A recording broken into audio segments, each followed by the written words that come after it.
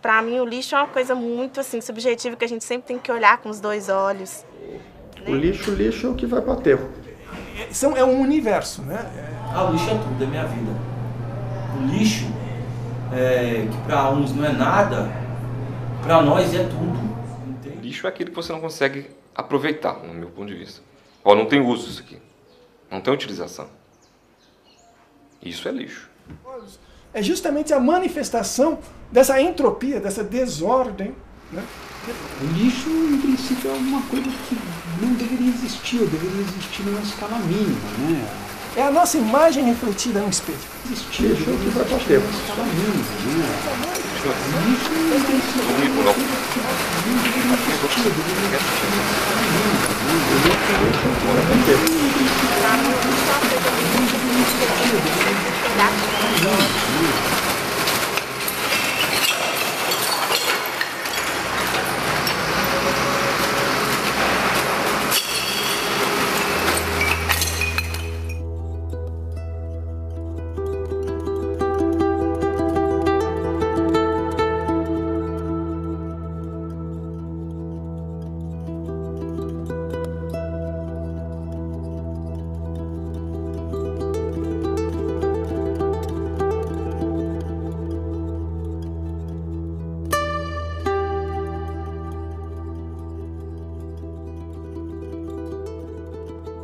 Quão mobilizada é a sociedade brasileira para a discussão de um projeto de lei? Quão engajado é o cidadão em saber o que está sendo discutido na Câmara dos Deputados, numa Assembleia Legislativa, ou mesmo numa Câmara Municipal de Vereadores?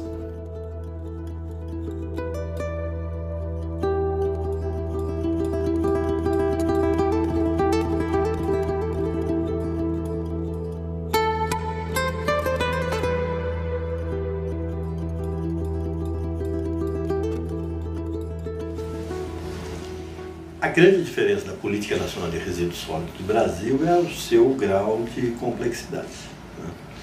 Ela é inovadora, ela é um marco inovador, mas o grande mérito da Política Nacional de Resíduos Sólidos, sua grande virtude, seu grande mérito, é também, ao mesmo tempo, seu grande desafio.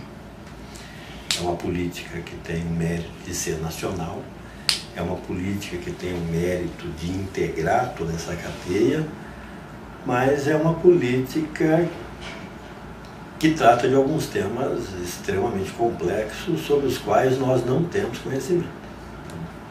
É muito bonita a logística reversa, embora a gente não tenha conhecimento do que seja exatamente logística reversa, não temos ideias da sua implantação. Não temos um modelo de referência para que a gente possa se espelhar, não temos ideia do custo e não temos ideia de como implantar isso num país continental, né, como é o Brasil. Talvez o instrumento mais importante que a Câmara acrescentou no processo foi o conceito de responsabilidade compartilhada. A compartilhada, que também é aplicada em alguns países sul-americanos, ela é diferenciada, ela traz como obrigação, ela não recai somente em cima do fabricante, do importador, ela recai em cima do consumidor, fabricante, importador, distribuidor, comerciante e do poder público, né? Então você alocar a responsabilidade de cada um é um grande desafio, mas a lei é inteligente em não concentrar num único segmento o ônus dessa política. Não depende de um, não depende só de quem fabrica. Você tem quem consome que tem que ser responsável, tanto quanto quem fabrica. Você tem quem distribui que tem responsabilidade também. Eu acho que hoje a gente não está no sentido de construção de consensos, não temos parâmetros claros que definam papéis e responsabilidades de cada ator no conceito da responsabilidade compartilhada, e os mesmos motivos, né, que levaram a esse represamento da lei por 21 anos, eu acredito que hoje emperram a implementação da Política Nacional de Resíduos, que é um modelo de exercício político muito frágil. A política encontrou o Brasil mal preparado para a área, né? Primeiro, uma divisão muito grande entre as situações do país, né? Os 3 estados do Sul e São Paulo, talvez mais algumas regiões do Sudeste, né?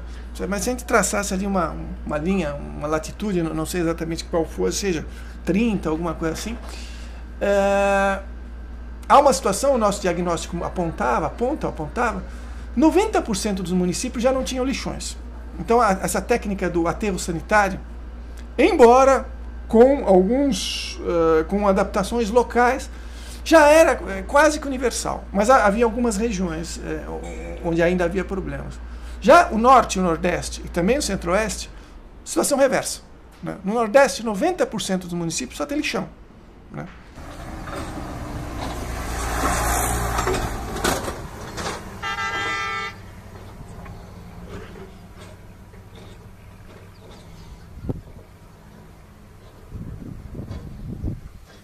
O debate público de bom nível a respeito desse tema está muito aquém do desafio que o tema representa para a sociedade brasileira.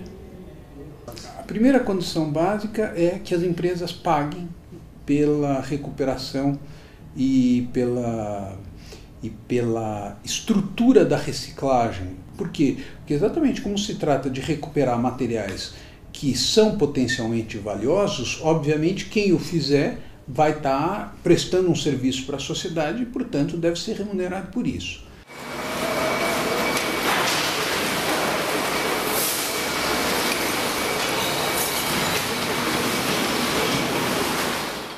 A segunda condição para que esse esquema aconteça é que sejam criadas uma ou várias organizações públicas, porém não estatais, que justamente vão coordenar essa atividade. Por quê? Porque, assim como no caso, que é o que acontece no caso brasileiro de pneus, embalagem de agrotóxicos, óleos lubrificantes, etc. Terceiro, a contribuição do consumidor. Ela é fundamental e ela deriva, em grande parte, da educação que o consumidor recebe por parte das empresas. Em quarto lugar, o Estado tem um papel absolutamente decisivo. Esse papel consiste em fixar, que no caso desses produtos que eu citei, inclusive, isso acontece, fixar metas, fiscalizar a execução das políticas, associar-se a certas iniciativas dessas organizações privadas ou privadas sem fins lucrativos, etc., no sentido de melhorar o desempenho, estimular a inovação tecnológica nessa área. Mas há um equívoco muito frequente que é dizer, não, isso é papel do Estado, a lei brasileira diz, né? É papel do município. A forma de olhar da sociedade civil sobre o problema é diferente da forma de olhar do governo, é diferente da forma de olhar do movimento organizado, né? Mas quando você pega todo do legislativo também, às vezes, traz um olhar diferenciado sobre a questão, eu acho que o olhar vem muito do que a instituição te cobra em relação ao tema, né? Agora, o que nós conseguimos aqui foi, no Fórum Estadual Lixo e Cidadania, juntar todos esses atores e fazer uma construção coletiva de fato, sem eliminar os conflitos e as diferenças de olhares.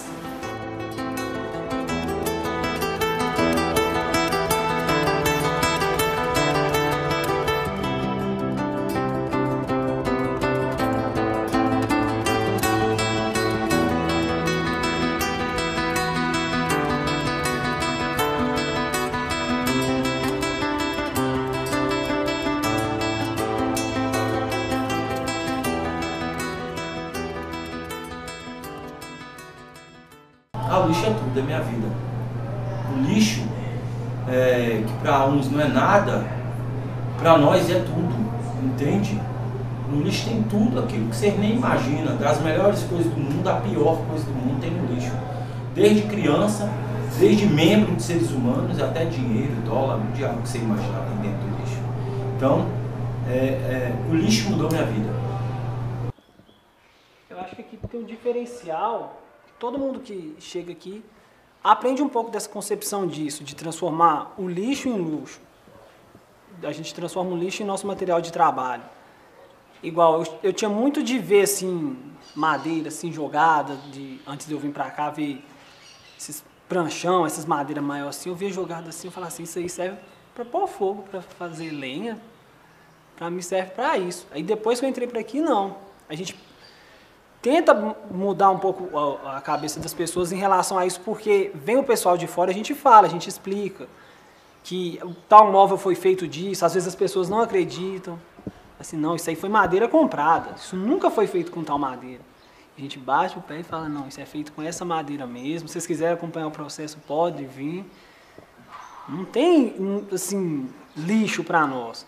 Por exemplo, é muito comum no Brasil, e o governo federal ainda está fazendo isso, para ajudar o catador, você melhora as condições de catação. Que é uma política totalmente equivocada. Você, na realidade, fomenta a manutenção do trabalho penoso na rua, baseado na atração humana, informal, sem direitos sociais, sem abrigo, sem nada. A gente trata o catador com campanha do agasalho, quando nós temos que tratar com política de desenvolvimento econômico, social e fomento produtivo, compreende? Ele é um sujeito empreendedor, ele é um sobrevivente da metrópole, ele tem capacidade e competência empreendedora. Ele tem, inclusive, é mais talentoso que nós, porque ele tira dinheiro até do lixo. O movimento ele nasceu com a necessidade do catador de material reciclável de se organizar, de lutar por políticas públicas, de lutar por um mundo melhor. A logística que ele entende é a catação individual, artesanal, totalmente manufaturada. Então, fazer ele passar disso para um processo mais profissional e sistêmico, numa unidade de triagem, com uma esteira operando, dando ritmo para o processo, já é um grande passo. Já é a grande novidade. Então, tem um certo processo que tem que ser cumprido até se estipular alguns níveis, né? E isso vai ficar mais claro na sequência da conversa. Se isso é um dado novo, praticamente todos os galpões de reciclagem que funcionam direitinho, quando você instala a esteira elétrica, eles desligam. Eles desligam a esteira? Eles desligam a esteira porque eles não se adaptam a esse sistema, eles não se adaptam ainda a esse sistema fabril em série. Eles não foram criados no modelo fordista taylorista, eles não se adaptaram a esse modelo ainda. Então eles têm que começar com mesas sem esteira. Na verdade, a gente tem essa lei que está saindo agora, a gente vê as propagandas falar que se faz muito sobre a reciclagem, mas o incentivo é pouco. Uma empresa igual vocês estão vendo aqui, a nossa empresa que está há 10 anos no mercado, tem 230 funcionários diretamente, consegue vender uma faixa de 300 toneladas de material por dia e não tem incentivo nenhum na parte financeira, entendeu? Já as cooperativas, onde reúne catadores, onde reúne... Realmente são pessoas que necessitam desse... Eles já têm mais incentivos de empresas igual a gente. Os catadores, eles ganham galpões, ganham caminhões, eles ganham áreas para fazer a triagem, já a gente não. Só que aí é que está, onde é a parte governamental, onde é essa parte do governo. O governo, os políticos, eles preferem incentivar as cooperativas, as pessoas que podem ir fazer uma propaganda e conseguir ser eleito, do que vir uma empresa igual a gente fazer um incentivo, onde ele sabe que talvez não vai ser eleito.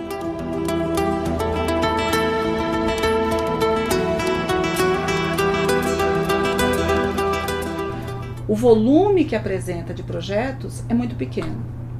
Prova disso é o próprio volume de investimentos que vem se abrindo para resíduos, é pouco.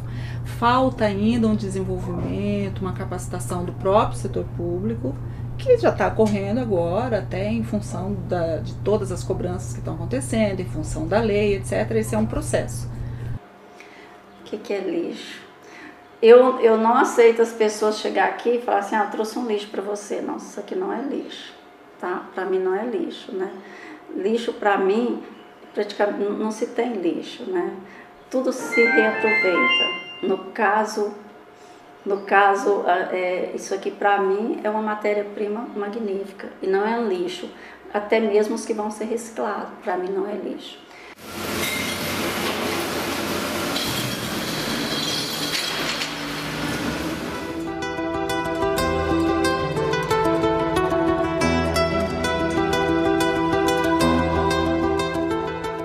É a irresponsabilidade das grandes marcas globais com relação a esse tema. O Brasil tem experiências pioneiras e extremamente bem-sucedidas de gestão de resíduos sólidos em alguns produtos. Mas o importante aí é o seguinte, é que nesses setores o recolhimento dos resíduos e a sua destinação adequada é feita independentemente do serviço de limpeza pública e independentemente do financiamento do orçamento público. Isso responde a que princípio? Isso responde ao princípio do poluidor pagador. Quer dizer, quem oferece o serviço tem que responder pelas consequências ambientais desta oferta. E você dizer que quem tem que fazer essa remuneração é o poder público é você dizer que quem não consumiu os produtos cujos remanescentes estão na rua também tem que pagar por essa limpeza e não só quem consumiu. Quer dizer, a consequência de você aplicar esse princípio que a empresa é que tem que pagar, obviamente que o preço do produto vai subir, é lógico, mas tem que subir mesmo. Tem que subir por quê? Porque tem que informar o consumidor, certo? Que aquela embalagem e o descarte daquela embalagem tem um custo. Isso tem como um resultado, como principal resultado, o principal resultado é que você vai criar uma pressão sobre as empresas para que elas repensem o próprio desenho daquilo que elas estão fazendo.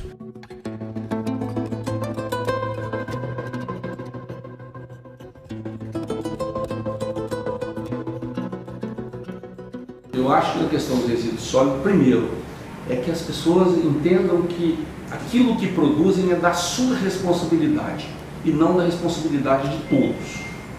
E depois de produzido o resíduo sólido, nós temos que concentrar energia ao máximo para dar uma destinação correta desse resíduo sólido na natureza, para o seu reaproveitamento e a sua reciclagem. Mas o básico é produzir o mínimo e aproveitar o máximo do resíduo sólido. A vida é um sistema de consumo. A vida só existe por uma lógica de consumir.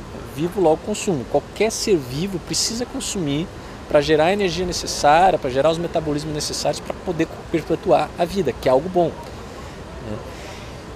Então a questão não é mais consumir muito ou consumir pouco, mas o que eu estou consumindo. A pergunta é qualitativa, não é quantitativa. É óbvio que eu quero fazer mais com menos. O Ford já fez isso em 1920, revolucionou a indústria de automóveis. Agora, a pergunta é o que eu estou consumindo e o que esse consumo vai gerar quando o ato de consumo, o que ele está gerando. Porque o ato de consumo na natureza é algo bom.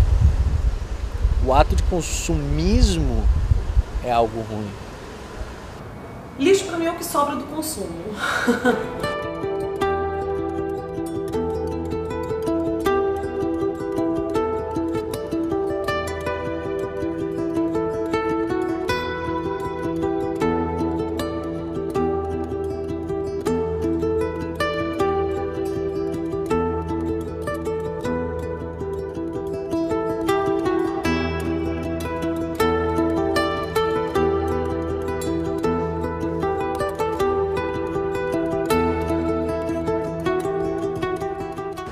O lixo é algo inútil e contaminante de um processo que é o processo de produção das coisas. Na natureza não existe a lógica do lixo porque tudo é um recurso para outro ciclo. Nada se perde, tudo se transforma em alguma coisa útil. Então a própria noção de resíduo, ela se perde quando eu olho para um material e digo, esse material está sendo uma cadeira hoje. Mas amanhã ele pode ser um outro produto, ele vai ser utilizado de uma outra maneira. Então a própria noção de resíduo, ela é uma invenção humana, é uma abstração humana. A parte mais difícil é a conscientização. Você juntar um papel, catar um papel é fácil, mas você conscientizar as pessoas que esse material pode ser reaproveitado, na minha opinião, é a parte mais difícil. Por quê? Vou citar o exemplo de Brasília, onde eu moro, onde eu vivo. Brasília aqui, a gente ainda não tem uma coleta seletiva, entendeu? Tem um projeto do governo que está transmitando, mas nunca saiu do papel, infelizmente, demanda de parte governamental. E nisso eles só falam em fazer a coleta seletiva, mas eles não falam em incentivar as pessoas, em fazer propagandas, em fazer todo um trabalho primeiro para que realmente esse processo seja conscientização para que as pessoas possam realmente reaproveitar o material. Começa com a não geração, quer dizer, estimular a não geração de desperdício de material, quer dizer, não depende de exemplo, não depende de lei, não depende de estímulo, depende apenas de consciência própria aqui, né? Quer dizer, de buscar essa diminuição de impacto que a gente pode fazer dentro de casa. O consumo gera resíduo. O resíduo se acumula no território, né? Não é flexível, invisível e virtual, né? O lixo, ele é material. Então a gente está vivendo hoje, por exemplo, numa sociedade pós-moderna, mas dentro de uma lógica do capitalismo que é do capitalismo imaterial. Só que esse capitalismo imaterial significa que a fonte de valor daquele produto, daquele objeto, está na logo, está na marca, está na campanha, né? A grande margem de lucro está ali, na criação, na criatividade, etc.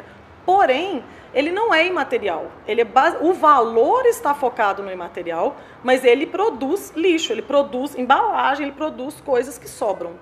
Então, nessa sociedade do capitalismo material, ela produz muito uma coisa que é material e que vai ocupando o território. E isso é um problema, é uma questão internacional, né? Porque o lixo ele não é invisível.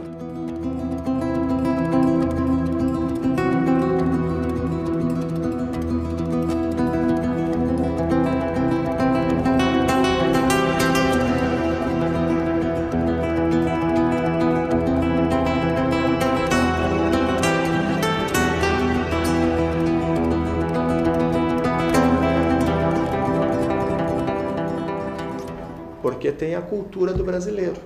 Porque o brasileiro talvez não queira utilizar um negócio que seja de material reciclado. Não, você vai comprar e é de material reciclado. Infelizmente ainda tem tem essa cultura de não valorizar, de achar que é um material reciclado que não tem a mesma qualidade do material virgem. Tem empresas que adotam, que utilizam grande parte dos seus produtos é feito com material reciclado. Mas por que não pode expor? Exatamente porque não sabe ou tem acredita que vai ser interpretado de forma equivocada pelo seu consumidor. Se a empresa, se as indústrias fabricam e se o setor empresarial coloca no mercado, é porque tem uma rede que consome. Certo? Há uma rede de consumo, né? Uma economia de consumo. Então, a partir do momento que começa a reduzir o consumo, isso começa a ter uma reengenharia, uma outra abordagem.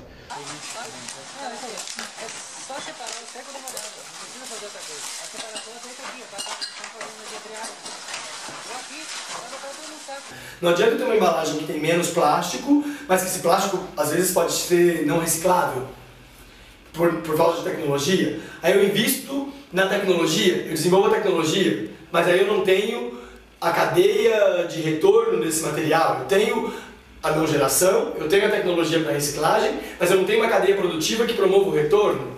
Ou eu não tenho, quando eu tenho as três coisas, eu não tenho a educação daquela organização que atua na ponta da recuperação do material, consciente de que aquilo pode ser comercializado. Ou então eu tenho ela consciente, eu tenho tudo isso, mas eu não tenho um valor que viabilize o retorno desse novo material que venha a trazer uma solução para a não geração.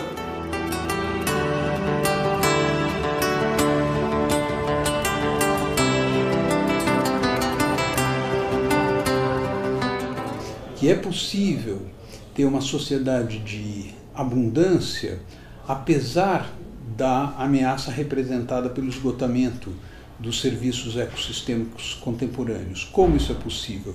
É possível se os produtos e os serviços que são oferecidos à vida social forem concebidos dentro de uma lógica em que os detritos que desses produtos resultem possam servir de base à nova formação de riqueza. Portanto, upcycle é o contrário de downcycle. O que nós vivemos hoje na reciclagem, na verdade, é uma subciclagem. Ou seja, é a transformação do PET em roupa e depois essa roupa você não vai ter o que fazer com ela, senão mandá-la na melhor das hipóteses, para um aterro sanitário, na pior das hipóteses, para um lixão.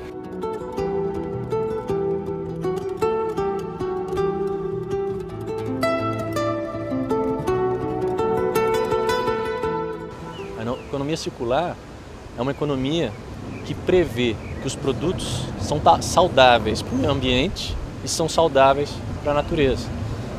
e prevê que resíduos são nutrientes. Na verdade, a gente fala muito em ciclo de vida, mas produtos não têm vida. Os materiais são eternos. O planeta possui a mesma quantidade de recursos há 4 bilhões de anos. E esses recursos fluem pelo planeta. Eles se transformam. Isso é uma mudança de hábito, uma mudança de costume, que tem, como todos nós sabemos, uma dificuldade a ser vencida cada vez que você se depara com essa necessidade, né?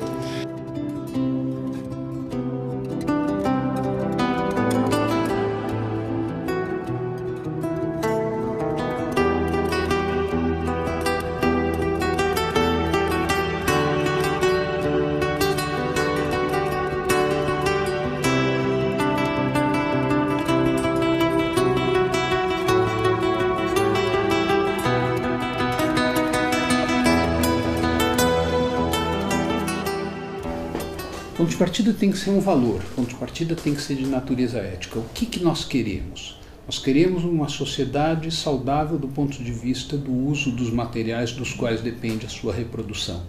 Nós não queremos uma sociedade do jogar fora. Como a gente vai agir a partir dessa visão, a gente tem 2 opções.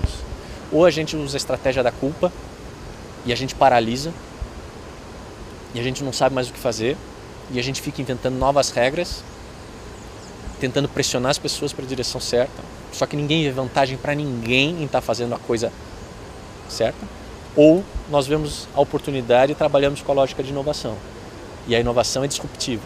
Tem que encarar que a realidade que a gente vive hoje não é suficiente. A política nacional está aí, mas ela sozinha não vai fazer nada. Se acompanhada pelo país todo não se organizar e lutar, e, desculpa o termo, ir pro pau, entende? Para buscar esse processo inclusivo, esse processo de empurrar de goela abaixo. Eu estou aqui, você tem que me ouvir. Se isso não acontecer, só a política nacional não vai fazer nada. Olha, aqui a gente está preservando o meio ambiente, né? Eu gosto de fazer isso.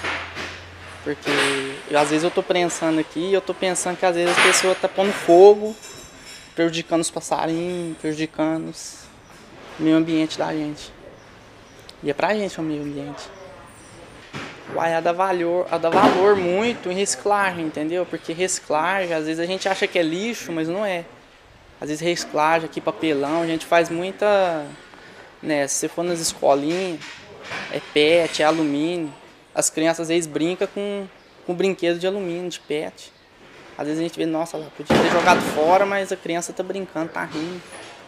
Agora, um grande desafio que a gente tem, mudando a mentalidade, é perceber que a gente pode trabalhar numa formação desde de criança. Mas nós, adultos, temos que ter a clareza que nós precisamos de dar o exemplo. O exemplo se ensina a todo momento. Ele não é teórico, ele não está dentro só da faculdade, de uma academia, mas ele está no nosso dia a dia, nos nossos atos. Por menor que seja, efetivamente, é aquilo que a gente faz. E eu acredito que é isso que é o desafio. É você acreditar que você tem algo a fazer, algo a passar para o outro, informação, e algo a mudar do outro em relação a um hábito dele.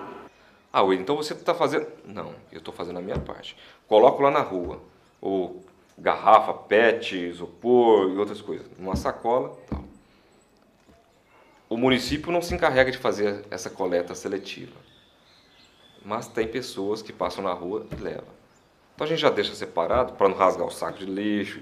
Ó, a hora que ele pega, ele vê que é reciclado, leva. Mas infelizmente na nossa cidade não tem. Na minha casa a gente faz isso. Nós fazemos essa separação. Então eu acho que lixo é pensar que as coisas são descartáveis, né? Pensar que as coisas não são reutilizáveis, né? É não pensar com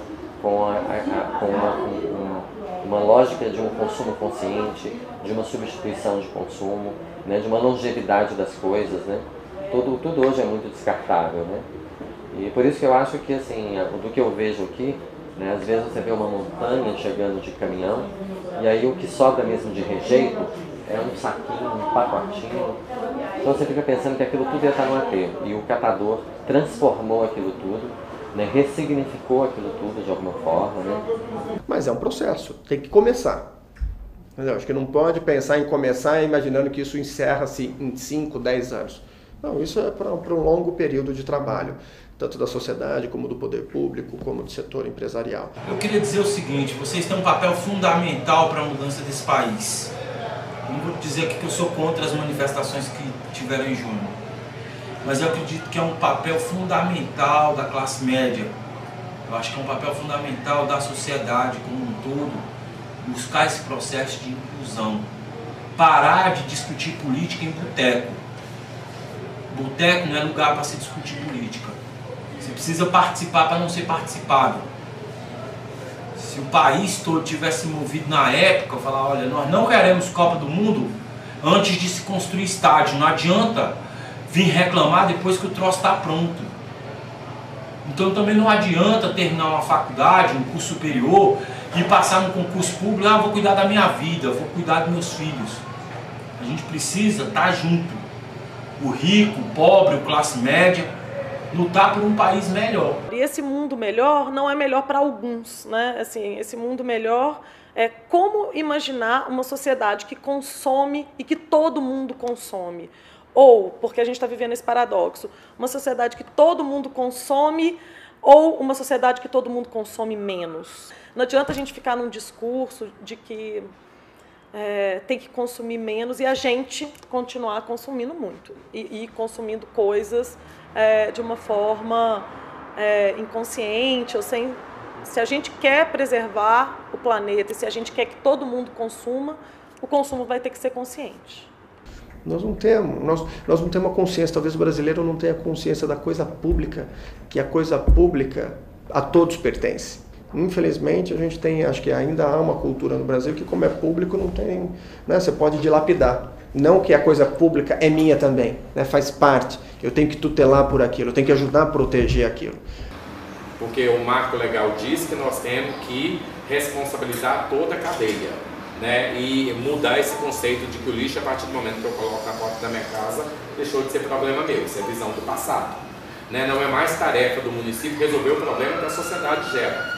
Ele tem que resolver com a sociedade, né? Não é simples, não existe uma solução única, soluções têm prós e contras, algumas são mais abrangentes, outras mais restritas. Né? Existem muitos interesses,